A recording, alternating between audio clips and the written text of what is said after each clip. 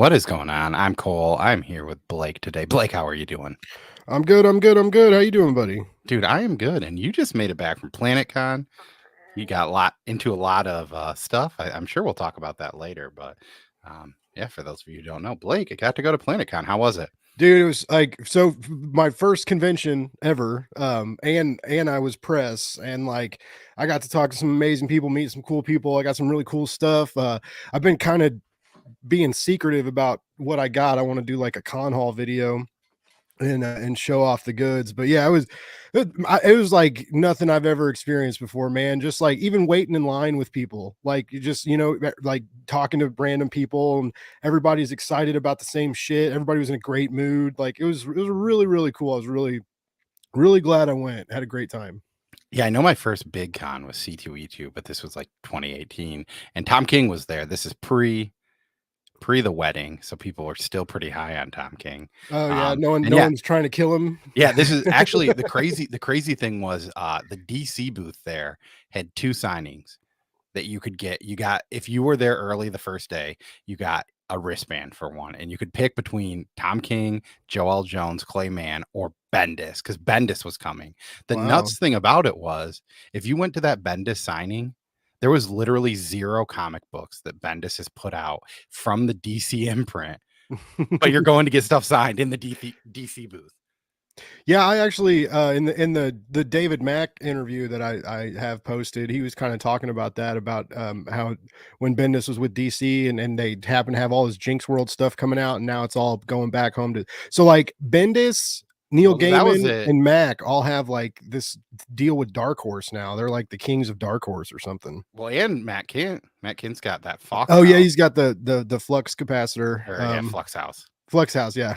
He's got his own imprint now too. I don't think Bendis has an imprint, unless they're still calling it Jinx World. But yeah, like I'm really stoked. The Jinx World stuff came out a while back, and like cover was really cool. And like David Mack is doing, like it's like a rare. He's doing like the interiors. He doesn't do a lot of interiors these days, so he's working. They're working on like new volumes of that, and it's some exciting stuff going down at Dark Horse. It's a cool company. So yeah, before I think we get to this talk, let's say hi to the chat. We've got Las Cruces. Hey Ra, thank you for stopping by all the way What's from New up, guys? Mexico. We got Al Green Machine. How you doing, Larry? Hope you're having a wonderful night. We got Sam Coker, and he likes gloves. So hey, I've got these gloves that I will put on just for Sam. You showed up. I got these gloves. They don't have any dust on them. I bought them. I was gonna start pressing comics and cleaning them. That was the thing I decided I was gonna do last Are year. those like the felt the or are No, those just rubber gloves? these are rubber. These Okay. are like food safety gloves that don't have powder on them, because then the powder gets on the books. So hey, dude, we're wearing gloves for you until my hands get sweaty. We got Trev, the shipping guru. What's going What's up, on, my Trev? dude? Three nerds. We are LIVIN living, and we got Bearded Comic Bro. What's going on? What And up, yeah, dude? I also have winter gloves. I usually wear mechanic gloves for winter gloves. I'm not really sure why. I had a buddy that did it, and they're usually cheap, and you can usually get them on sale. So that's why I use those. And all the way from New York, we got Izzy. What's going What on, up, Izzy? Izzy?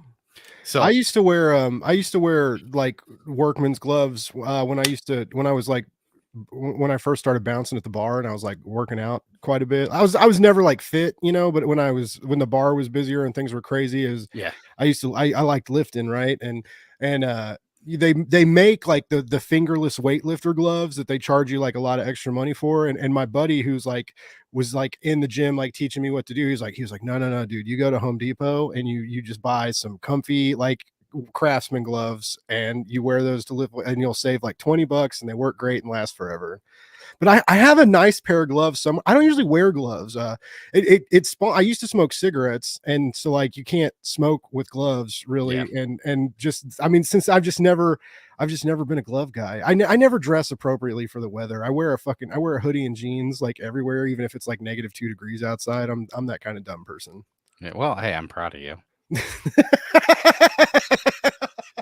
But we got together today to talk about Redfork. So Yeah, we did. for all the people here that are here early, I'm just going to throw it down on the bottom. If you put hashtag Redfork into this chat, you'll be entered to get a chance to win this book. But the one thing that I wanted to kind of talk about before this is I don't know how many people know TKO Studios. They got pretty big during the pandemic. Mm-hmm. Things that really got me to buy a ton of their books was that they had a deal where you got 50% off any of the books that they had, and they were going to send, or it was either, I forget what, I think it was 50%, and all of the actual money that they made, they sent to a comic shop. Oh, I remember that. Yeah, I forgot about that. It was crazy. I remember I said to my shop, "Hey, they were doing this. I thought that was cool. Did you guys get money for that?" And they were like, "Yeah." He was like, "But next time, don't use us. Use another comic book shop because we don't need the money." And I was like, "That is loosely one of the nicest things I've ever heard somebody say." Yeah, way to be honest. That's cool.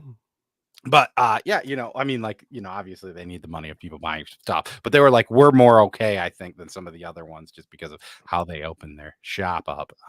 But one of the things that TKO also did that's kind of interesting that I think a lot of people will do, and I might be misspeaking on how content is released now, but Netflix was usually the people that was like, you like this show? Here's a whole season.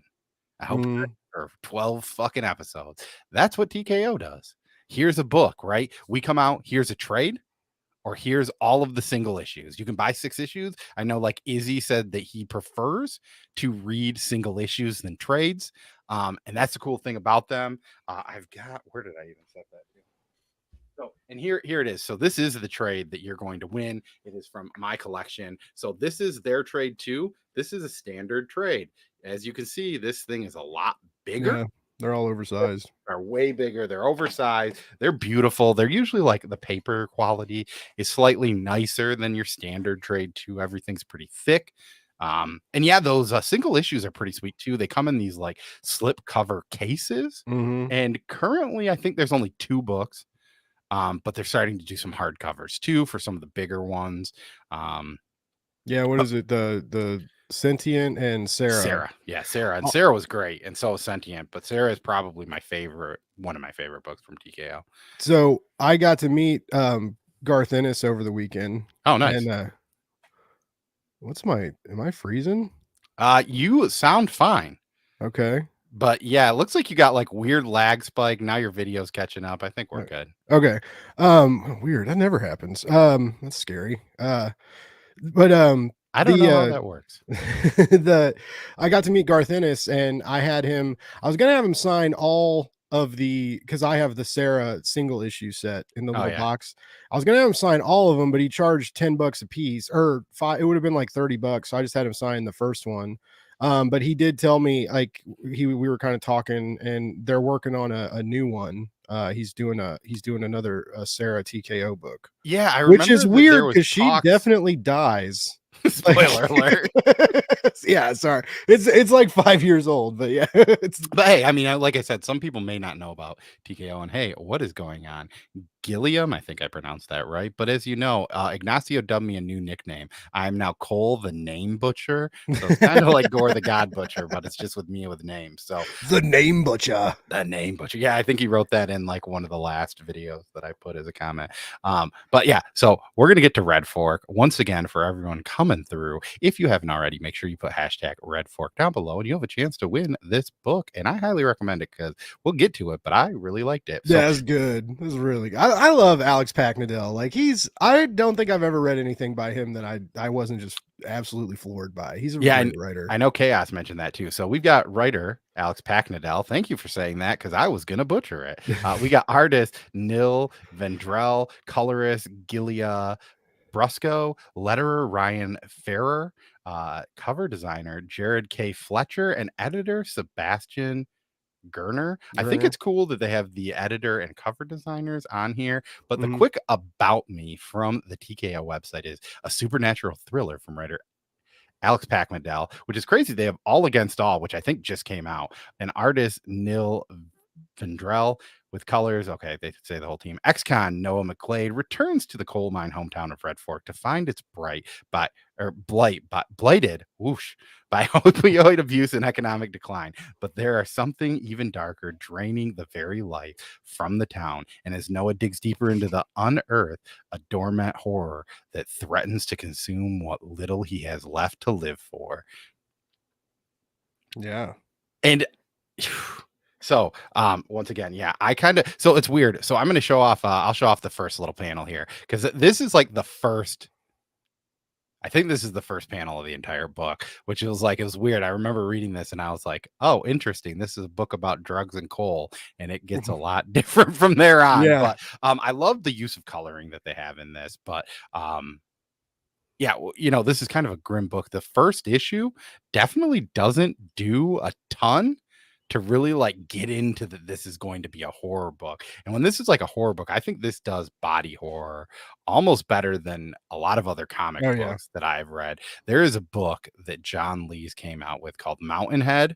I Mhm. think this book has a lot in common with that book. Slightly different story, but they both do body horror probably better than most other comics I've read in that kind of a genre. Um, and that was definitely one of the things I think I really liked the most about this. We got 23 Monch. Hey, what's going on? Blake, do you want to give kind of your first thoughts of this? Maybe I'll switch to a new panel over here of some of the stuff. All of these are like the first 6 panels or pages, so it's nothing that's going to be crazy spoilery, but just a shape of what the art is. Yeah, I called it I called it like backwoods Coal Town Gothic. Is how I described it to a couple people. The Gothic horror is a special kind of horror, right? So like they call it like Gothic sublimity and like or the sublime, and it's the otherness of the human body basically, and it's body horrors its main deal. It's like lots of mucus and fluids and sores and things like that, right? And yes, it starts off very weird because you think it's just going to be like a sad, depressing small town story, right? About people that are on the wrong side of the tracks, that take a bunch of pills, that are addicted to opiates, which is like a story that we've heard before, right? It happens all over the country. And it starts off they're crushing pills and snorting them. Some of the characters we get to know, you see the track marks in their arm and stuff, like, which is like that shit's so gross. It's so nasty. It's so, and it's like it's nasty and it's heartbreaking because it's just like, could you like needles terrify me, right? I'll And say, so like the idea of like stabbing yourself in the same wound with a narcotic like several times a day, or like the people that do it like between their nails, like their fingers and their oh, nails, or yeah, toenails and yeah, and whatever. like just to like hide it. But anyway, so like that's where it starts you off. It starts you off in this kind of like sad, broken town. And we see these two brothers, get into some drama, and you know and then it really really throws you for a loop by the end of the first issue, and it's a 6 issue mini.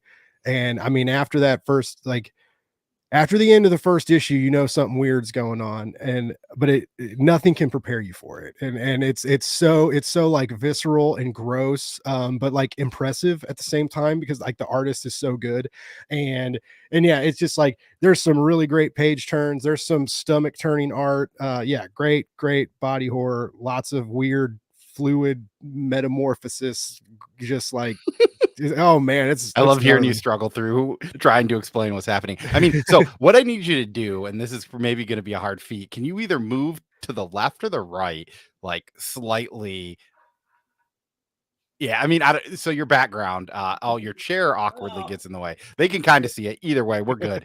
We got Sooner D. Hey, welcome. Thank you for stopping by. We got my buddy Marlboro Matt over here from What's up, Comics by Matt? the Bay. What's going on? We've got Taylor Winder. He thinks this book is probably fine. Red Spoon.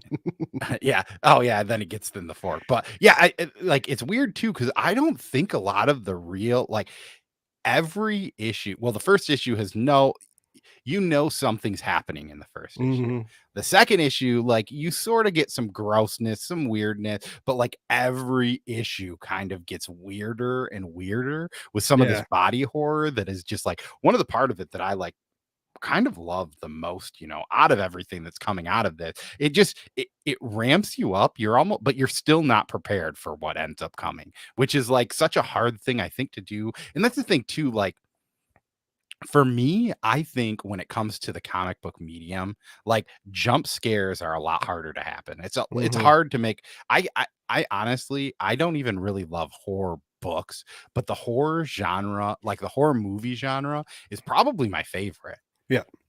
And like, I think like body horror, I don't love it sometimes in movies because it can either be too silly or like just depending on, I like a lot of 80s stuff, right? Some of the Mhm. stuff just looks cheesy. I think this did a great job. And I think body horror is probably, horror is probably my favorite genre in comics, but still, body horror, I think, is one of those that almost matches. Yeah, and apparently we have matching backgrounds. I just have red lights and you have red forks. Yeah, Cole's has a cool light background. I got a green scene or green screen today, so The only bummer is like this. I have to like, oh wait, all right, well, never mind. Apparently that's all I had to do. The lights were shining on it. I wanted to put my 2 horror-ish prints that I have. Swamp Thing is loosely a horror character, and if you didn't read Red Room, then that is also a horror, and it's red themed. I didn't read Red Room because I was gonna, and then they did that mouse cover, and I was like, I'm never gonna read this book after that. I just thought that was gross. And Yeah. yeah, anyway, but yeah, and Ed, I believe it. They ended up canceling that cover too. But I know, like Ed got into some shit about that too, I believe. But I mean, yeah, I get it. I get why people are upset about it, and it makes sense for sure. I mean, I don't know. It was like a thing. I think I don't know. I feel like he even had people vote on that. But also, this is done by Ignacio, and he made it into the book, which I thought was oh, pretty I cool. forgot about that. Yeah, he made it into Yeah. the pinup gallery thing. Yeah, I asked him. I was like, "Hey, can you just send me that, and can I print it?" And also, like, this is a weird story that I've definitely told before, but I printed this at a Walmart or Walgreens. Sorry, I go to the Walgreens to get it, and the lady's like, "Yeah, I definitely printed that because I remembered." I was like, "What the heck is this?" And she's like, "I have no idea where it is." And then they had to print me another one. So somebody else in the city that I live in might own a copy of this, or just got it and was like, "What the fuck is this?" and threw it away. Got some free Ignacio Yeah. art. Hey, that's a sweet deal. That I printed at a Walgreen because that was so apparently I could have done it. I don't know. It was so much more expensive to do it anywhere else. Do you know what's aggravating? This has nothing to do with our talk, but have you noticed that, like, as technology advances, and not, we don't really need printers that much anymore, and No. you can often like take a picture of something and send it as an email attachment, or or sign something and take a picture of it and send it off, and or docu-sign it and stuff. And so like there's these, but it seems like once or twice a year there's some random occurrence where you're like, wow, if I had a printer, my life would be so much easier right now. But it's only like once or twice a year, if that, and it doesn't really like justify the cost of buying a new printer. But it's happened, like it never fails. Like there's just always something, like it's almost it's like how they get you.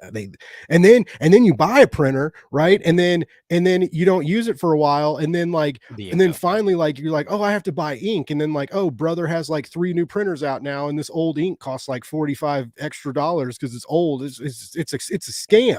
They get you. I feel like oh, what's his name? The little short dude from Casino. He's like, they fuck you with the cell phones. They fuck you with Joe Pesci. Joe Pesci, yeah. It was either fuck him you or with the printers. yeah. So my printer was given to me. My sister-in-law lived with us for a quick moment. She had a job that required she had a printer, and she just left her printer when she stopped living with us. And we were like, "Do you want this back?" She's like, "I bought a different one." This one still works, but I use a printer a ton because I ship a lot of random junk with pirate ship, and that's how you do it. Oh, do you print your labels? Yeah, so we ended up getting a new person here. What is going on in the Mad Respect? The Mad Respect is an awesome channel, so make sure you guys go check out the Mad Respect too.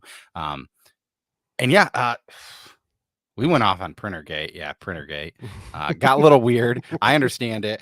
The weird thing is too, like, I've been like, I don't know. I print stuff sometimes just to look at work, especially if I need to like draw out some things or take notes. I just print it so I can have it. But then I hate when I go to a meeting and we have like a 40-page document and somebody's like, "Here it is. I printed you a copy." And I'm like, "Well, I guess I have to use this because you already destroyed a rainforest so that we could have this on paper and not in that PDF copy that you sent a week ago." Yeah, it's fucking wild, man. Now I guess yeah, printing it, but now see, like even then though, like a lot of people that do like tons of like I know like Kickstarter warriors and stuff, they buy those label printers, right? But I mean those are like $300, like those Well, aren't that's the cheap. thing. So, Those are so expensive that it's like, yeah, why the fuck would I get one of those when I just have because this? you And can just print it and tape it on there, right? yeah, It's just not a sticker. Okay, yeah. I've got a tape gun that's normally behind me, but I forgot. I moved everything to a different room to do it. We've got a Chop and Drop. What's going on, Chop and Drop? Thank you for stopping by. We're sort of talking about the book of Redfork from TKO. It is a body horror book. And if you want a chance to win that, make sure you use hashtag Redfork And if you in the want a comment chance section. to win a printer, find somewhere else because we're Yeah. not giving one If you away. want a chance to win a printer, you can go to Comic by the Bay's newest video, drop hashtag printergate. And he said if 150 people drop that in there, watch his bird short on Instagram or on here and get it up to as many views as it has on TikTok, he will give away a printer. But only if that short gets as many views as it currently has on TikTok. He said no, but I guarantee you, if you can get his short to 1 million views Yeah, or wherever the hell his TikTok has gotten there will to, be a printer he will giveaway. 100% give away a printer. So, Oh man. yeah, sorry, that was the weirdest segue to a body horror book that takes place in a coal mining town. Speaking of things that are also out of style and weird and maybe not going to work forever, let's talk about coal mining. Yeah, Yeah. and like, so have you? Once again, I'm gonna throw us on a weird side tangent. Have you ever seen the documentary? I want to say it's called "The Wonderful World of the Whites." No. It is about a family from West Virginia whose dad won a lawsuit in coal mining. And these are some weird people that are just living in coal country. Like that, if you watch that documentary and make you feel better about yourself in every way possible. But if you've ever heard of Hank the Third, he hangs out with one of their brothers. Is like there's something in West Virginia where people tap dance to like country music. Okay. And one of the kids does that. And Hank the Third hangs out with him. It's a weird book, but it talks about coal mining and some of the accidents that can happen in coal mining. Yeah, it's like I mean, it's not as dangerous as it used to be, but it's still dangerous, and you're still like you're breathing all that shit all the time, and yeah, I mean, just like those seams can collapse, and like so much stuff can happen. It's a tumultuous like environment in those mines, man, and as we see in Redfork, it's not just that they Alex Packendale has added some additional dangers to coal mining. There's things underneath the earth that we don't know about, which kind of makes sense, right? Like if you think about it, like all the parts of the ocean that we haven't Yeah. explored, that we don't really know what's down there. So I mean, I don't think that this could really happen necessarily, but like once you start like digging and setting off explosions and going where human beings aren't supposed to go, weird shit can happen. Yeah, no. What is going on? We got my buddy Steve Hayner. He just joined us. Yeah, and the thing that you kind of deal with in here is you have two generations Hmm. in the family dealing with issues. The father is dealing with coal lung or whatever, the black lung, I think Yeah. is what they call it, from inhaling all the coal. And the son, one of the sons gets trapped in an explosion in this mine shaft and somehow gets through. And that's kind of where we get left off in that first issue to Hmm. now we're into the second issue where like, will he survive this? Will he won't? And like, man, I really dug this book. I remember that first issue. The first issue, the first few pages, I was like, I don't think that this is a book that I want. I remember the big thing is so TKO, we mentioned it. They released in waves too. Yeah. The third wave, which I think is when Redfork came out and a few other books, is when they really, really started producing some horror stuff. And once again, I've said it a million times. It is probably like my two favorite genres in comics are probably horror and crime, right? Those are the things that I'm probably going to always try and get because that's what I like to read.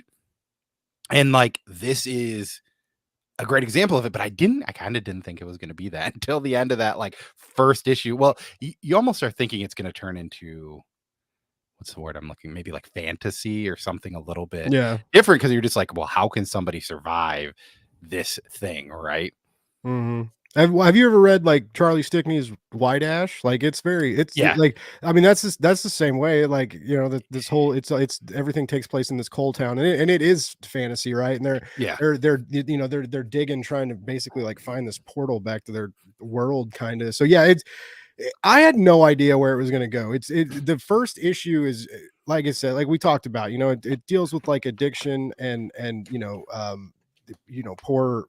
lower class of people, lower like financial class of people, Yeah. and that kind of struggle, and you know, like people succumb to crime and addiction, and that's how it started. And that could have been a great story too, right? Just We could like have gone a down the other avenue of crime for me that I yeah, like, right. right? Like, We could yeah, have, you could have been like, oh my god, like, yeah, let's like snort pills and rob shit. Like, boom, like let's go, let's party. And yeah, but yeah, you know, like I said, that once the explosion happens in the mine, and this there's they find something down there, and it gets out, right? And it starts changing what's going on in the town, and it changes things in a really weird, really gross way. And the artist, yeah, I mean, everything is just, it's done so well. Like it's paced really well. It's a quick read. But it's also like there's a lot of great dialogue and stuff too. It's just so good, you want to keep going, you want to keep chugging through it. And yeah, just like the oversized pages, because it is a bigger, it's they print on bigger paper, and so it's just like everything is on full display even when you don't want to see it all. You know, like there's like people start get like, you know, there's like tumors and growths, and yeah. Let's things see. are I'll like I'll I'll dripping try and and find falling a off. And yeah. There's also in like the final issue, which I just randomly turned to it. There's a very like distinct. I'm pretty sure this was supposed to be a vagina. well, yeah, Here, that thing kind of looks yeah, like an egg, right? yeah. So Like a here's a zygote. page, and you can kind of like see some of it, right? Like this is the beginning of chapter 4, right? And it's just this stuff. Like, what is this stuff? And yeah, so this is what I probably should have just done this, but this is kind of like to deal with like the body horror and just like the grossness of it. That does a great job of doing that. And we got Nornrad. Hey, welcome What for up? What up? joining us. Hopefully you're having fun surfing out there in the deep blue skies. Is And that what people say? I don't yeah, know. He's flying around that's like space. that's that astronaut talk. Yeah, yeah. You wouldn't know unless you're an astronaut like me. But it's hard. So the excuse me. This has been a book that like I know this week was kind of a weird week. Normally we really try and gravitate towards books that are coming out this Wednesday, right? So tomorrow. But this week was the bummer we're gonna run into with doing a show like this is Yeah, occasionally I'm gonna run out of stuff, there either isn't stuff that we have readily available for ourselves to read or we don't from like it, or don't want to read it, because yeah, like or we don't want to read. there's not, it's not going to be a great show Yeah. if we pick stuff that isn't good just because it's new in a number one, Well, or it's or new in a yeah, trade. or the other issue would be like there were some trades out there that I think both of us were considering reading, but it's not really good for this type of a show to do like, hey, we're gonna read volume 3 of Yeah, this thing. And like neither I think there is a Radiant Black book that came out, but it's like Lucky One or Dead Lucky or whatever. That was a trade. But it's like I haven't read any of that. I read the first like 7 issues of Radiant Black and kind of was like, oh, they're gonna make another universe about this. I don't have enough time for that. Yeah, Dark Ride I thought Dark Ride, yeah, it came out last week, I thought, yes, it did. because we were gonna do it last week, but they didn't send it out through Image. Yeah, you had to add, yeah, we had to request it the day. So Image is funny like that with some of their properties, which is it's interesting too, because we could have, I guess, well, no, because they sent out the individual issues Yeah. to review, but then when the trade came out, Image sends out their press emails on Friday. And so you get this email on Friday, and it tells you everything that's coming out, and like Saga, so like stuff like Saga, or the Walking Dead new deluxe stuff. Anything by Robert Kirkman, anything by Mark Miller. Yeah. And then the only other books I remember, yeah, Saga's one of them. The only other book I ever remember was Gideon Falls final issue. Oh yeah, yeah. So Not sure you why that basically one have to was, but request like the day of that. So the Wednesday of release, like you can send them an email and say, hey, like send me a copy, and they will. But you know, when you're covering a trade, and then to like sometimes it takes them a couple hours to respond to your email, and then so then like then it's going to be like last week when I read the trade like an hour before the show, and luckily it was good and went fast, but Yeah. sometimes it's just not doable. Yeah, So and for that's why. me especially, it's definitely not doable. I usually pretty much we make a decision. This is you guys are getting the behind the scenes of how this works. We usually make a decision loosely of what we're going to read Yeah, right after we do this. We yeah, look up everything on preview. We talk about some of the stuff that's coming out. This week we actually did our homework and pre-talked about it, yeah. but only because I was like sitting there and I was like, how do we want to roll? But yeah, so usually we come with it, and then I mean, I usually try and read one issue a night, just because working a full time job, sometimes I just like get tired. Some days, Hmm. some days I don't want to read it. But yeah, if I have to wait until like Friday or whatever, then I just muscle up on the weekend. But this is one of those books where like it's funny. It's kind of funny because I think you kind of said like you enjoyed it and you read it quickly and it made you want a quick reading, and this book almost made me want to like set it down Oh, you had to and like take digest breaks. it a little bit and take a break. I Yeah. also, full disclosure, usually I read right before I go to bed. So I'm reading these issues at like 11 at night in my bed with just a sick. Well, I had to use a light on because it's an actual book. So I've got my night light on or lamp on. My wife is sleeping and I'm reading this slightly, body horror book. It's not Hmm. really like scary per se, but it's just gross imagery Yeah. sometimes where like that kind of spooks you out in the middle of the night. There's like, some stuff where you're just like, ugh, I don't like this. Or like, the one thing I think too that we didn't really touch, one of my favorite parts about this book is that it does involve a dad and his young daughter who Hmm. like he's pretty much been a shit dad. And Yeah. now he's like kind of there to like right the wrong, but it's like kind of cool because eventually you get to kind of see how their relationship hopefully pans out, right? And how things work that I thought was pretty cool in this But I story mean, too. he's a piece of shit, but he's all I mean, the You're more we thinking he's find a out piece of about him. shit. He Yeah. becomes a better person throughout the story, and you Yeah. kinda get these cookie crumbs where, like, everything like, everyone fucking hates this dude. Yeah. But then as you learn more about him, it's like the perfect, like, dude that is a shit like, a dude that fucked up, that then becomes so redeemable at the end, Mhm. right? And that's what this is, like, even, like and you don't it's funny because, like, when you finish this book, if you go back to the first few pages, I still have to kinda look at it. I don't know that I knew what you kinda know what happened, but you kind like, I kinda forgot that he did that in the book. Well, he kinda didn't do anything. I mean, well, I mean, his his his brother was the Oh, yeah, yeah. he's like Okay, no. he You takes the miss it. fall for his If brother you kinda. don't yeah, and you don't like, you don't kinda know you don't get it unless you really think about it, Yeah. because he ends up changing clothes with his brother, but that's not a thing that ever, like, you see on panel, Yeah. but you kinda realize when he goes back if you were to, like, think about it, but you also don't know necessarily because you don't know enough about the 2 characters. I don't know if they use their names in the first Yeah, part of it. it does keep it like it fills you in. It does a really good job of like filling you in on these characters. It drops you off in a really like intense circumstance, and it kind of keeps doing that. Like it keeps you in these really intense and uncomfortable circumstances and these little tiny moments, and it makes you care about the characters just enough to where like when the bad stuff starts happening, you kind of don't you kind of don't want it to happen. Part of it is it's there's some purposeful discombobulation, right? Like it's Yeah. I think Alex Packendale kind of does that on purpose. He disorients you. He kind of does the same in from what I've read in like All Against All too. Like with these aliens and this last human and like it's there's a lot of vagueness and you get little tidbits of information here and like you get enough to like progress, but he's very lenient with the information he gives his audience. Like it's very meticulous and he exactly what he wants you to know at any given time, and he's a good enough writer where it's really hard to guess where he's going, so you really do rely on these breadcrumbs that he leaves you, right?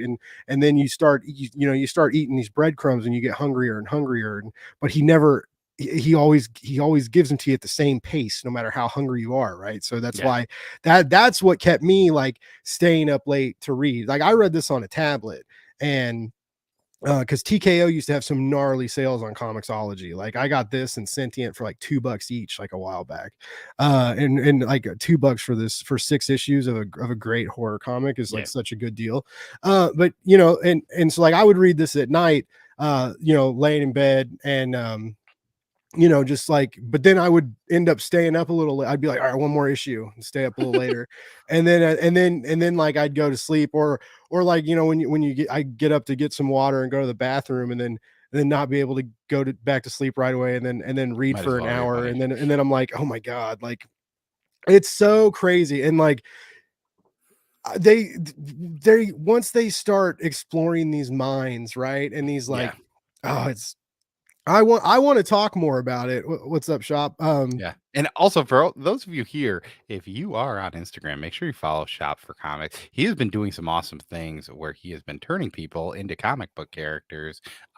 He made me Batman, and I may have a mug coming soon about that. And also, so That's a Fred, sticker. The yeah, I'm the making sticker some you have. stickers. Shh. I'm just kidding. I only told you and Shop and a few other people. Spoiler, So spoiler alert. Fred Stack What's of up, Wax. Fred? He's interested about the title. We haven't even gotten into this, which is How like the has Fred craziest not? thing. Fred's read everything. How has Fred not read this yet? That's crazy. Like Fred. So the title itself is a town called Redfork that is a coal mining town, right? It's funny, we've kind of alluded to that. And that's the kind of thing too. I remember, I want to say Goose, 40-ounce Goose from Oh, Twitter. Colton. Yeah, Colton. I feel like he mentioned this book. Like, this is a great book, and I've wanted to get it ever since he mentioned it, because he has a lot of books that he recommends that I'm like super into. He actually recommended the book Mountainhead, which I compared this to earlier. He He actually sent he that bought to me. that for like everybody. Yeah, he bought it for me. He sent me a copy. Like, I love this book. You should love it. And I loved it so much that I made a burrito bite about it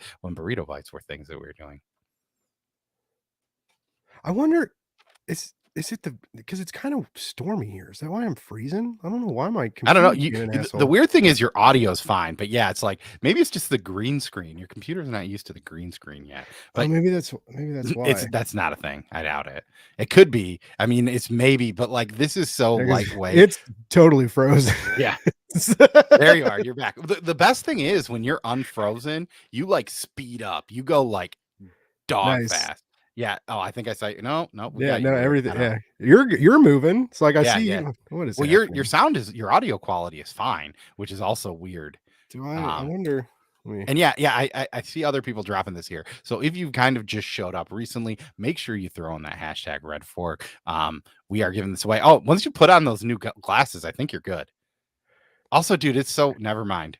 It's so weird seeing you with glasses on that aren't sunglasses too. You look like a completely different human being to me. I don't know why, but every time you send me pictures where you're wearing like glasses as opposed to sunglasses, I think you're good now. Say something. yeah. Well, I had some programs open, which is Okay. nope. See, that's something. What the hell's going on, man?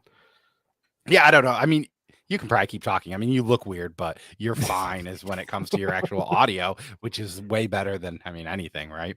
Yeah, it's just aggravating. Like, Yeah. Oh, now I think you're probably good. But either way, this is two guys talk about Blake moving or not moving. If you're into that, we're live every Tuesday every between the Tuesday. hours of 8:30 and 9:30 p.m. Sometimes we go longer. We've only gone shorter slightly once. No. Did we cancel? Was that Valentine's Day, or did we cancel? Yeah, that was Yeah, Valentine's Day. We went like 54 minutes that time. I remember that because Cole messaged me and he was like, "I forgot it was Valentine," because I'm single, right? I don't know, Yeah. I'm single, dying alone, have no kids or nothing. So like, I was like, whatever, it's just another day. And then Cole was like, "Oh yeah, I forgot." And I was like, "Dude, like we don't have to do the show tonight." And he was like, "No, we can still do it. I just want to just end a little early, hang out with my wife." I was like, "All right, man, I'm not trying to piss off any wives, you know." It's Well, like, and the thing that like I think you'll probably learn as you get kids, if you get kids and have like get married, the difference is too when you become older in a relationship. You don't like to wait in line. You don't like to like do things. So like we were just like, let's do a reservation at our favorite like nicer restaurant. Let's get a babysitter. Let's go out like on the oh yeah, weekend, right? You know, uh which was weird too. I think every year we've gotten Thai food. And this is the first year we didn't get Thai, because usually we get Thai food on and then we'll go out somewhere nicer, or something like that. And that's what we did. And hey, welcome, Couching and Slouching with C Bizzle. What is going on? Thank you for joining us here. You guys have cool names. Yeah, he's got definitely a mouthful. Like, that's the thing. I kind of created my name due to trying to sell comics. Yeah. On Instagram. Yeah, because you used to do Whatnot stuff, didn't you? Yeah, and like it just it made it all a little bit weirder because my name sort of doesn't make sense sometimes. But yeah, I thought it was like claims, like opinionated claims, like hot, like Cole's hot takes. Maybe I should do that. Maybe I should make some claims. So the idea of a claim, I used to do a lot of claim sales, right? Here's 700, not really 700. Here's two full long boxes of books. They're $1. They're $2 each, and if you get 6 of them for $10, Oh yeah, I got you. 10 of them for 18.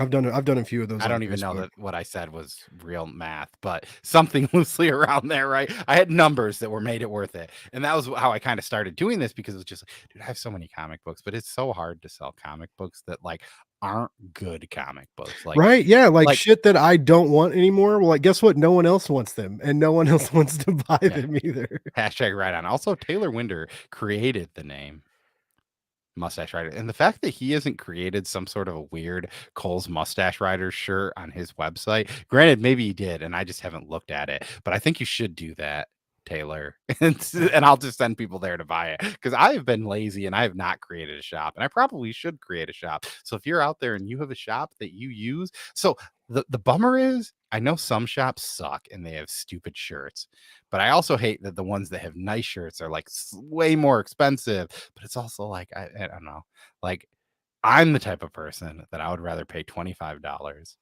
for a nice shirt, like a nice t-shirt, than $15 for a shitty t-shirt. Mine has, the TeePublic has like different options. Like they have like baseball shirts, and then there's like a fancy hoodie and a zip up hoodie and a regular hoodie, and then there's like a nicer t-shirt that's a little bit softer. That's what I use. But it's, I mean, yeah, it's I guess it's worth it. I don't know. Like, I mean, I don't have to do any, all I have to do is upload designs, and then like people, it's like I have to mess with shipping or ordering or anything. It's all taken care of. And then it's just kind of like free money. And it's not a lot. It's like sort of almost 10% ish. No, it's maybe not. Yeah, it's about, I get like, so you sell a $25 shirt, you get $250. Yeah. And for like, if people buy 3 fucking Blake's Buzz notebooks, I get like $11. I was like, what is that? The fuck is going on? Who's buying Blake's Buzz notebooks? But thank you, like, keep buying them, because I'm unemployed. So that notebook money will go to something, like that's hopefully not drugs that you would do in a coal mining town like Redfork. I'm not crushing up pills as well. I mean, maybe if they are, it's diabetes medicine. It's metformin. No, I don't crush those up. That's if anything, you're buying some bourbon, and you're maybe drinking a celebratory bourbon. Yeah, but even I've been buying cheap. I've been like, I was telling Cole about this was a good find too. $25. Yeah, $25. It's very tasty. It's 100 proof, so I mean, you can really get into it if you want to. Old Forester, and I guess at this point we're into a weird part of this chat again, where we're talking about whiskey apparently. So Old Forester, they have a lot of high-end stuff that a lot of people love. I don't really dig a ton of their high-end stuff, but it's particular, and I think certain people do. But they're like baseline stuff, I think, is loosely the best. I was saying to Blake that their 100 proof rye is probably the best rye in that category. I use it for making old fashions when I don't have a thing. This is my cheap whiskey of the night, and it's Buffalo Trace. I love Buffalo Trace. I hate that you can't get it everywhere. It aggravates the shit out of me. We can here, and that's just like the weird thing about Buffalo Trace. The other weird thing about Buffalo Trace that I'm just going to throw here to the table is, fun thing about Buffalo Trace, when you own a ton of, like, I used to say Buffalo Trace was my favorite whiskey. Like, for these cheap whiskeys, it's my favorite. And then I would compare it blindly to other whiskeys, and I'd be like, I know this is Buffalo Trace. It's not my favorite, though. Which is weird, because every time I drink it by itself, I'm like, this is great. But if I drink it and then sip on another one directly after, I'm like, that's not as good as that. I do this joke with my coworkers sometime. I had a cup of coffee at 4 and I said, I'm drinking the 4 p.m. cup of coffee. And that's the thing that I do. And some people think that I'm insane because I can do that, but you're drinking it late. Is it decaf? Is it caffeinated? I That don't is a question I'd understand like to know. decaffeinated. My I just drink dad an does it. energy drink before we did this Yeah. Oh, because so I saw you chugging that and I forgot to ask. I was like, Blake either chugged a canned beer or a no, Red Bull it's because we were the in. it's the Aldi's Red Thunder sugar free. Okay. I Yeah. bought a can. Oh, weird! Look, it's like fucking with my green Oh yeah, screen. yeah. I saw last night Izzy was showing off a comic. Ooh, French roast. I'm a big fan of dark roast coffee, but the Yeah, coffee I drink daily is actually a light roast because it's a Twin Peaks reference and it's from the band Root or the brand Rootless Coffee. So I if need you to ever try see their them, coffee. I love it. I just bought the Danhausen one, so for any AEW fans, that is a thing they do. I used to Uh, drink it's called like bearded man coffee or bearded I can't remember. My one of my sister's good friends, his brother started this coffee company. They made really good coffee, not cheap. But I also I won a contest. They sent me a sampler pack, and it's like I mean great coffee. I'd make a mocha pot coffee sometimes if I don't usually because like I use my espresso machine intermittently, and it like right now I have to clean it if I want to use it again, so I don't drink espresso because I'm lazy. But if I'll make mocha pot coffee sometimes because it's really bold and rich and flavorful and similar to espresso, right? And but not espresso. Anyways, they I want a sample pack from them and it's really good. But then they sold the company to these other people, and so I haven't. None of us have had it since they sold the company because it was like we were like supporting our friend's yeah. family, and now there's just like some Colorado whack job now that's got it. So I don't know. Yeah, the one thing I like about Rootless is they are from Flint, so that was like my way to do it. They also let you order. I want to say I order a 2 pound bag of coffee from them. It comes once a month. They're It really expensive. usually it's $40, Okay. Yeah. which isn't I crazy, mean, but good coffee's worth money. Like yeah. there's a it's definitely one of the things that's worth paying for. So usually what we do is we do that, and then we'll get like a whole bean Dunkin' at like Okay. Sam's Club, Yeah. or I like Dunkin'. I like the Keurig K cups at Dunkin', but yeah. they're expensive too, man. Well, You when get you like get a like a big whole bean bag, a 2 pound bag or 2.5 pound bag of them whole bean style, I want to mm, say is like $16. yeah.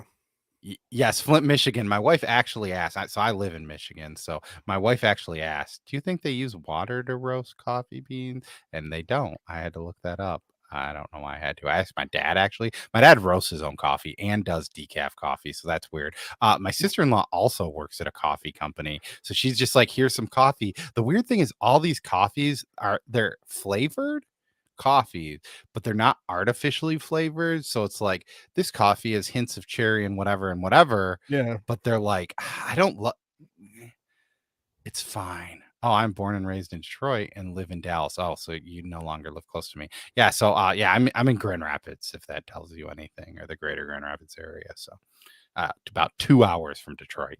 But I am a Lions fan, and all Detroit sports teams of the ones that I watch, the one that's only been good over the years, the Red Wings, I don't really cheer for because I don't watch hockey. 4 packages, sadly no No, good. yeah, but there's also this company that I've been kind of meaning to look at called Comics with Coffee or something Yeah. like that. And they have Yeah. a Batman roast. So how the hell did they did that? But it's a dark roast. It's supposed to be smooth Tastes like and rich. vengeance Yeah. Uh, and sweat. Yeah. So also for anyone who is still here, that this is your first time watching this stream, this is probably the weirdest one that we've had. Yeah. We've talked very little about this book, which is weird. We usually do better. Great book. Yeah, we usually do better. The hard thing about this book is when we really start. The hard thing about horror and body horror books sometimes is that the imagery is so hard to talk about Yeah. It's unless very we're doing a visual. panel by panel review. I've said body horror, pretty much what they're doing. There's a lot of gross stuff in here. There's a lot of weird stuff. This is a tragic story about a guy that's released from prison, gets put into the worst position ever. There are some low, and when we say like low, you know, when we're talking class society, they're in the low class, right? They are usually relatively poor. A lot of them are drug addicts. There are a Yeah. lot of people just not great, but they also deal with a lot of this. You also have this character in this book that owns these mines. They're rich. You kind of deal with how the other Mhm. side of money is, but that person is also like, while you don't like the character because of some of the stuff that they do, they're actually a decent person at heart, right? They want to help. You Yeah. know, there's a crazy part at the end, but at the end of the day, they just want to right this wrong that we see in this town. And really, to kind of explain what is going to be kind of a hard excuse me, is going to be a hard thing when it comes to like, it's hard to talk about what this book is without really spoiling what's happening in this Yeah. book. I've And been that's that's the I keep wanting to say stuff, and then I'm like, well, we can allude to like when we did do a power bomb, I specifically said, Blake, there's one thing we can't talk about. And I loosely almost ruined that like 5 minutes into the issue, which was funny because I just assumed Blake was going to go off the rails. Nope, I did. Yeah, Also, because yeah, I one try. texted Cole a picture. I was like, because Cole had Yeah. read it before, and I'm reading it, and I sent him this part. Like, there's one of the bigger early twists of Do a Powerbomb, and I sent him the picture of the page, and I was like, "Are you fucking kidding me?" And he was like, "Yeah, that's something we can't talk about, Blake." And I was like, "Well, yeah, I figured, like I don't want to ruin the book for anybody." I But love it too. that's the part of that's what's hard to talk about Redfork too, is because like there's this thing in the mind, and it's a personified thing in the mind, and it comes out and and and so initially I actually thought it was the devil, right? Like I kind of like, because they're way underground, and it's Yeah. and I thought like similar to like Event Horizon, right, where the ship like goes to hell and comes back, right? Like I kind of thought that was what was the motif of what was going on, and it's not the devil, but it's some like primordial, almost like a Lovecraftian god, right? Like one of the low gods, and it's very it's very like visceral and intense, and the this guy just bleeds black blood everywhere, and it's I basically, want they to call it taste. tar, like it's Give me a taste. yeah. Everybody wants to eat him, and they're like another like form of addiction, right? Like Yeah. he cures some of these people of addiction, and then they thirst for this tar, and he like He can only provide it to them. yeah, and it's And it's so also this other weird. thing that is just available in the mind. And also welcome, Wellbear. As you are one of the new people here, make sure you put in hashtag Redfork if you want to be entered in this giveaway for this. We usually try and keep these to an hour. So I just have been putting this up as we finish our talks here. Yeah, it's very cool, and the art, like once the latter half of the book, once they start going into the mine, and then like I want to when find the brother on the bed because I think that's a oh really my god, good yes, that's that's so something gross. that doesn't technically like ruin a ton of what you're getting in the story. And remember like how their mouths start changing, like that's what you notice first. Like, Oh yeah. Well, their here. tongues, they have like these teeth Well, that this grow is out what of their happens tongues. too. Oh yeah. Yeah, there's this white coal. That's they start trying to like mine for this white coal, and it's got these curative properties, right? But you quickly find out that the cost of being cured uh greatly outweighs the sickness that you give up. Oh yeah, that was fucking gross. And the one thing I noticed is, so I know that Comics by the Bay was in here earlier. One of the books he loves is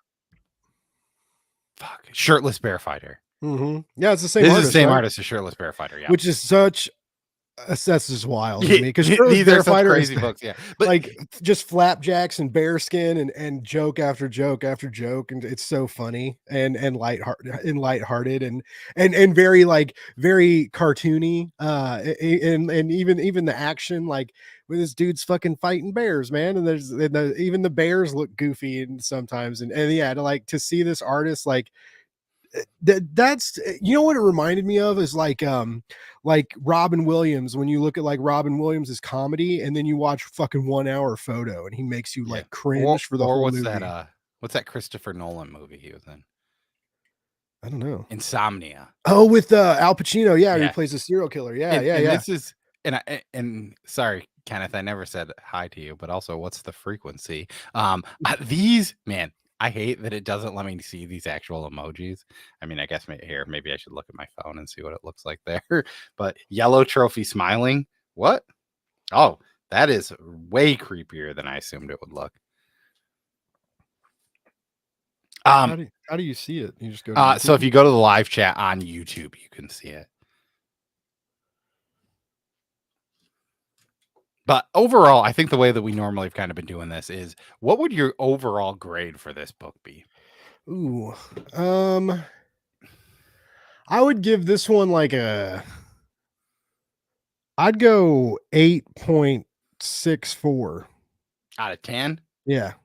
Oh, we switched to the 10 scale because I let Blake pick first. I like it. Oh yeah, we did do out You of said 5 last time, didn't we? 8.64. Yeah, I'm gonna it's say high. It's high up there. It's high. Well, it was weird. So I was gonna probably give this a 4.25 out of 5, but I think I'm gonna get this an 8.75 out of 10. Still a pretty good score. This is a hard book to rate. For me specifically, I loved everything about it. Body horror, I think, hits a lot better than any other type of horror books usually in the comic book. Oh, Trev the shipping guru is 100% on the 10-point scale, so I think we need to change it. I was thinking the funny thing that Blake and I would do, that I haven't pitched this idea to him yet, but I wanted to, would just be like, we're going to rate this out of, and then I'm just going to say something. So like today I could have said, we're going to rate this out of purple, and he could give it an orange out of purple. You know, it's such an like obscure, it's a lighthearted fuchsia. Right. But I could also say like a Snoop Dogg out of that, and you could call it like The Game, and maybe you think The Game is a better California rapper than Snoop Dogg. So you're just saying that this is, I don't know. That was something that I was pitching because you hate the idea of rating on a number scale. It aggravates me. Yeah. You know what I hate about it is because they like force you into it, basically. Like, as a comic book reviewer, like if I had numerical reviews, I could upload my reviews to a database and probably get more clicks and more traction. But because I just like celebrate stuff that I read and recommend it, as opposed to like providing this like exact numerical value on a sliding scale, which what makes more sense? Like, I could tell you like, oh, this book's a solid 8.5 out of 10, right? And then you could read it and you could be like, you know what, it was like a 6 for me. But if I write you a review and I'm like, it had these elements, these body horror elements that this artist did extremely well with, and then it has this family aspect of this, like these traumatized individuals that are still trying to live together, learn together, and love together, and on top of all that, deal with this horror in this town, this very like gothic presence that's taking control of their friends and loved ones, and it's just a continuous struggle, either through addiction or death or monsters, right? And you could hear me say that and be like, okay, yeah, that sounds really cool, that I wouldn't have gotten that if you were just like, it's an 8 out of 10, so like I like the details, but yeah, like I also, talk to Cole, like, Cole's been teaching me how to make YouTube shorts and stuff. And for a long time, I didn't want to do that shit. I was like, this is dumb. Like I do, but like, now that you're doing it, you can figure out a way to make it your own and do it. Yeah. Yeah. Right. And I'm starting to have, like, I'm starting to want to make, content again and stuff and getting excited. Yeah. Also, I know, David, I was just being like, it gets weird when you do it. So, the one thing that's crazy about this entire episode of this show is that we went on a rant about ranking systems, and I think that Blake's 1-minute rant talking about the sliding scale went so much better than anything else we talked about before. But my hard recommendation is that TKO is a great company. You can go down below. You can find the trade. I have a link to it. I have a link to the creators. I think most of them on Instagram, at least, or maybe Twitter. I don't know. Also, if you're on Twitter, I created a new Twitter. It's in my links below. Maybe follow me. Yeah, he needs followers. He's only got like he's making us look bad on Twitter. He's like, who's this fucking co-host with like? Well, the crazy thing I was saying is that the author of Black Tape is verified for being an author, not like verified. I paid for my verified account on Yeah. Twitter. And I have 50 followers, and one of them is a verified comic book writer because I posted us talking about that. And he watched it. He watched it and liked us. That was awesome. What's up, Jordan? This is gonna be the last good one. So, Jordan, I'm going to tell you something that you might not like. I did not like Deceased. I don't really like a lot of DC Elseworld stuff. Like I like Kingdom Come, right? This is Elseworld, but it's not really that different. I do like Knights of Steel. I need to read that. And I think that is way better than Deceased. Now, I will say I do. So I've only read the first hardcover of Deceased, like the one from that was the thing. I just couldn't get, I don't like, that is pretty. So the thing I don't like about Deceased, and also Jordan, put in this hashtag if you want to read this book. We've got probably 2 minutes for me to go on a rant. And also, hey, welcome, Kevin, from Entropy in Comics. He had a question. I answered in a short. If you guys go to my short, maybe you can find that, or go over to Kevin. He has 2 questions he wants the community to answer. Blake, maybe you should make a short for this to get a little traction for this. So, but what's the question? He just wanted to know like the 2 questions are, well, technically it's 3 questions. So I'm going to call Kevin out a little bit on that. But it was, when did you create your YouTube channel? What got you to want to make YouTube? And what keeps you around making YouTube? So it's just, I think he wants to, just see what the community does, why the community likes it. And I think, there are a ton of people out here. So I highly recommend every one of you. I mean, most of the people in here make YouTube stuff, themselves. And just do it. I kind of just said, we started because we were going to make a podcast about it for Comic Burrito, and we turned it into YouTube. The reason I keep doing this is I just love this community aspect. Now, like, me and Blake have this fun thing going on. I'm researching this stuff. I want to talk to people about it. I just want to talk to people about comics, right? Yeah. At the end of the day, I don't care how many people, I do care about people watching this because I enjoy, talking to people and having people talking to us. But like, at the end of the day, I'm just talking about comics with hopefully other people. No, and it does get comics, right? It does get exciting. Like it's weird, right? Because I have like I'm coming up on 5K on Twitter, right? But 5K on Twitter means jack shit. Like 5,000 people don't listen to my podcast. 5,000 people aren't tuning into the show or my live streams, So I don't really understand what a Twitter audience does. Like, it's not like every time I tweet, like hundreds and hundreds of people like it. I just have a lot, and I'm sure a lot of them are bots too, but it's a lot of comic book community people, but it just, the Twitter audience doesn't translate well into like external sources. And like, I'm coming up on 300 for YouTube, and it's like really exciting. And I'm getting like hyped, and I got my green screen today, and I'm learning how to edit videos better. Right. And I got the new wireless microphones, and I did all those like little mini interviews at the con that I've been trickling out and posting. And so like making this new content and embracing video, which I was hesitant to do for a while, right? Because when I launched the podcast, I had to learn how to edit audio. I never go crazy, but like, I learned how to put filters on, make things sound a little better, use compression, use noise reduction, things like that. And now like I'm learning how to do video, and which it's very similar, it's highlighting clips and thinking about what you need and what you don't, and cutting the bullshit and cutting the weird awkward pauses and things like that.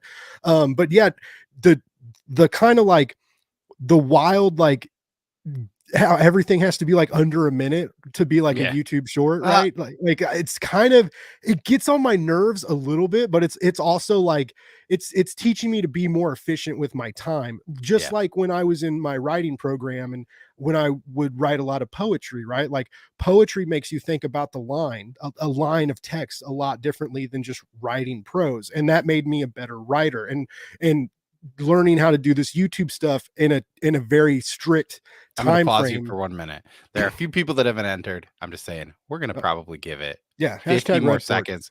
Hashtag Redfork. All right, go back. Sorry. No, but yeah, it's just, it's making me think about content differently. It's getting me excited to try new things. And, like just, these little 1 minute reviews, or like, little recommendations here and there, or, like stuff like that. So yeah, it's cool and it's exciting. And I'm trying to follow, I try to follow and subscribe to the people who are coming into the chat. When I see like Cole shout people out, like I'm trying really hard to follow everybody, and it's like Cole follows everybody on YouTube. I feel like he's like got this massive entourage on YouTube, and I'm trying to like find everybody. And so yeah, don't if I haven't followed you, I'm not an asshole. I'm trying, I swear. It Like, takes hard. It is hard too. Yeah, right. Like you don't. Well, the worst is, and this is no means else.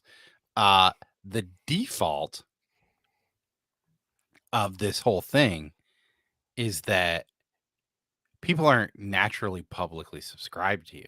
And I yeah, get why that's a thing, but it makes it hard because, like, for a lot of the time, and I've noticed too, in the last few months, it seems like I don't get as many notifications that people subscribe to me. So I'm going back in and I'm finding people that yeah, subscribed. And I feel like a dick because it's like they subscribed to me 2 months ago, but I never got it. I used to always get a YouTube, like, mm-hmm, this person subscribed to you, and I'd just click them back. Like, I usually check if you don't make content, I probably am not going to subscribe to you because at the end of the day, you probably don't need a subscriber if you're not making content. And if you yeah. do eventually make content, I'll probably see it and I'll come subscribe. But I'm going to click this draw. And yeah, and Kevin, I'm glad I could bring some positivity to you. And I hope, yeah, if you ever want to chat too, I'm on IG. I think we follow each other on IG. I know we talk. So if you do, hit me up there. We can always keep talking. Let's see who is going to win this trade for Redfork. We got the mad There respect. we Hey, the mad go. respect. And sorry, you just got in here a little bit off. So, wait, you don't shut up, Taylor. I've been following you for forever, and I'm pretty sure Blake might too. And if Blake doesn't, I know that Blake would probably like your channel a lot because you're kind of the type of people that I definitely gravitate towards. And I think Blake is similar to me in that. But hey, the mad respect. I do He not said think right that. off. Yeah, right off. Yeah. So he also created the right on hashtag that I now is deemed my own thing. So I do not have your address, I don't think. I'm pretty sure that we follow each other on Instagram. And if we don't, my Instagram's down below. I also have a Twitter now, so you can hit me up there too. Give me your address. I'm going to send you this copy. I'm going to throw in some You stickers also and have some a. other Do stuff you too. want to shout out you got a new blog too? You want to shout that out? Yeah, I mean, at the end of the day, I've just kind of created this blog as a way to kind of add some stuff to the stuff. For the most part, I'm not doing anything huge here, but I'm probably going to start moving some of the stuff to like my community tab. Mostly what I'm just trying to do is like, so the DCUI video that I was making, that took me from like start to finish. That video took me, I'm just going to say 2 hours, 2.5 hours to make. It wasn't getting a ton of views. I like doing it. I like doing it, putting the stuff out. Oh, If so I you're gonna make like that, do an article instead of a video now? I've moved that to the blog. That takes Nice. me 10-20 minutes to create that blog post. It's pretty, you're getting all the same information, probably better. And yeah, And you and can then link it. You can post like links to. yeah, I'm I not don't know. gonna really Can make you a link? video of it Can just you link because to you can. DC So Ultra I've been stuff? embedding a lot of videos. So like one of the things that I'm doing tomorrow, the post that I'm going to drop on that blog is these are the top books, but what I'm doing is I'm highlighting this is my actual pull list. Here's all the number ones I'm getting. Here's Nice. what's on the chopping block, and here are my top covers. So that's something that I don't always do on my book, but I'm probably going to have 2 to 3, maybe 10, depending on the week. These are covers that I'm just down for, right? And I'm mostly going to highlight only A and B covers or stuff that most people can get. So that's like just a way to change it, right? Like most of the stuff that I'm putting out on my blog is fairly similar to some of the YouTube stuff, but I'm just adding a little bit more content. Yeah. I don't really even know how this blog stuff works or if followers matter, but if you follow me on Twitter, everything goes off on Twitter because it can just shoot over there. There's a link. You can click on it. You can read it. You can not read it. You can comment. You can not comment. You don't have to go there at all, but I'm just doing it as a new way to kind of like add some new stuff to the whole Cole Comics Flame family. And I know too, especially like, so in it's spring break for my daughter in the first week of April. And there's just certain things where I'm going to probably put out a bunch of weird stuff there. I know too, when we're reading some of these review copies, publishers care about written word a lot more than they care Yeah. about us doing an hour-long interview, like That is very talk true. about a book, right? Unfortunately. And that's the kind of thing. Especially if you guys are doing reviews and you're doing Yeah. press and you want to start getting like pull quotes on stuff, like Yeah. yeah, And you that's where really it's kind of you like, need to write.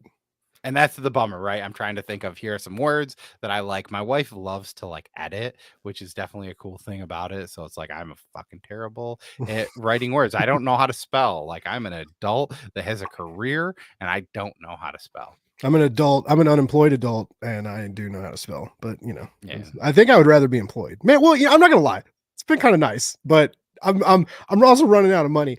I had a little egg, had a little nest egg, right? And had a couple month buffer before I really had to start sweating, and I went way over budget for Kansas City Planet Comic Con. And then I did some investing in myself and the show, and I'm not mad about that at all, because I do believe in myself, and And I I do think, too. and And but everyone here, Blake's stuff is down below. If you don't follow Blake, you need to. I'm at 295 YouTube subscribers, so I'm almost at 300. But I agree, Cole. I used to get notifications too when I got followers, and now like I just look every now and then, and it's like I get a couple more, but I'm not getting those notifications saying who followed me and who didn't, because I would do the same as just like on TikTok. Cole doesn't do TikTok, but I like it, and I when you do the 1 minute posts, right, you can do the real TikTok and YouTube, and just and do like the trifecta, and everything helps and kind of tells people who you are. But when like on TikTok, like I always follow people back unless I go there and they don't have any like, because yeah, if they don't have any videos, there's no real reason to follow them. You're just gonna like, so I do the same. I try and do the same thing with YouTube, but I feel like most of the people who follow us on YouTube are other people with channels and outlets who are doing stuff. So I mean, that's what I've seen anyway. Yeah. I mean, there's a few, like I know Kenneth doesn't do stuff. We had, I think, one other person in here, and I'm just kind of scrolling through the chat. But yeah, a lot of people on Cole YouTube. will not do TikTok. He's vehemently against it. Yeah, Vehemently. and I mean, it is nothing. I mean,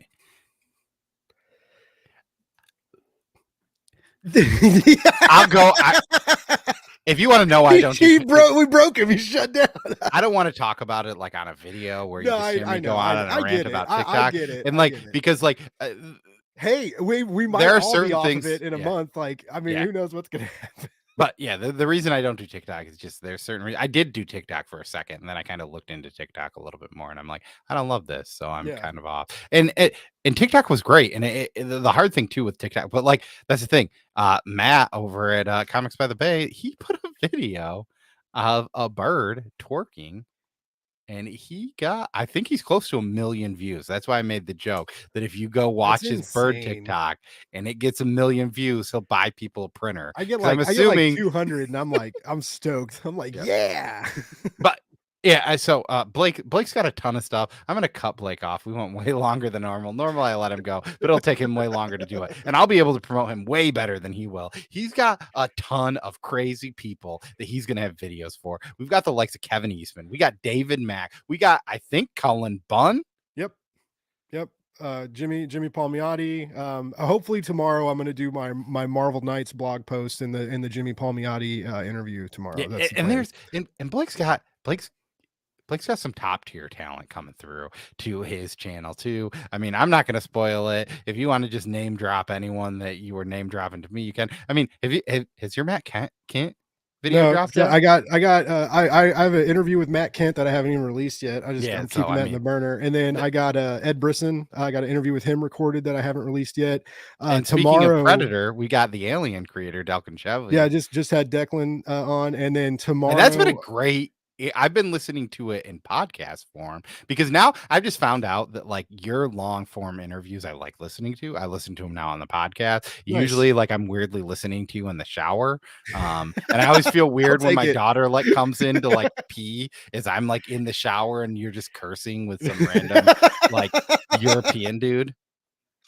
Amazing. But yeah, and if you guys, I mean, I know that's a hard thing for me. YouTube, I like your YouTube stuff. It helps, but like for me, it's just like if I need to consume an hour long interview, usually it works best for me to just like when I'm driving to work, when I'm in the shower, when I'm mowing the lawn and or shoveling my driveway. Those are tasks that take 20 minutes minimum. My lawn takes an hour to mow. Sometimes it takes me an hour to shovel my driveway. Sometimes it takes me 20 minutes, but that's where I consume podcasts, and it's a little bit easier sometimes when you're doing it that way. But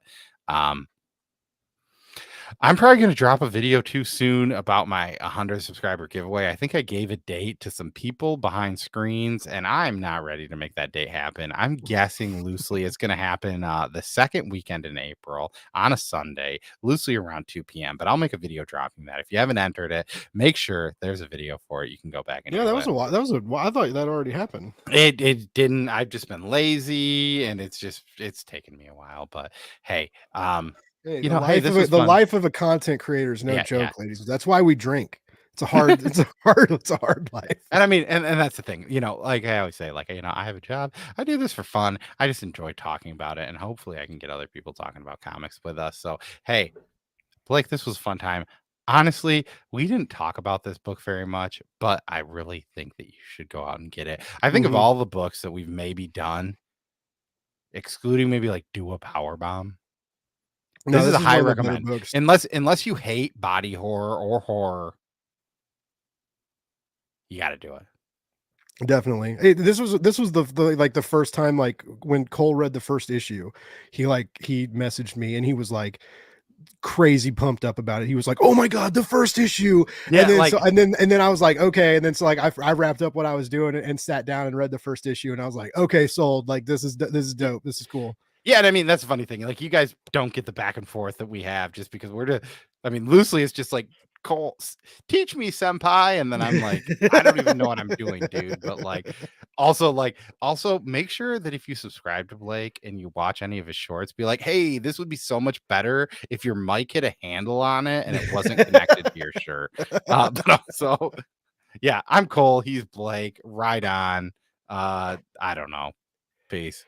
Peace. I got 2 microphones now. Oh, I almost just left the broadcast and not ended it.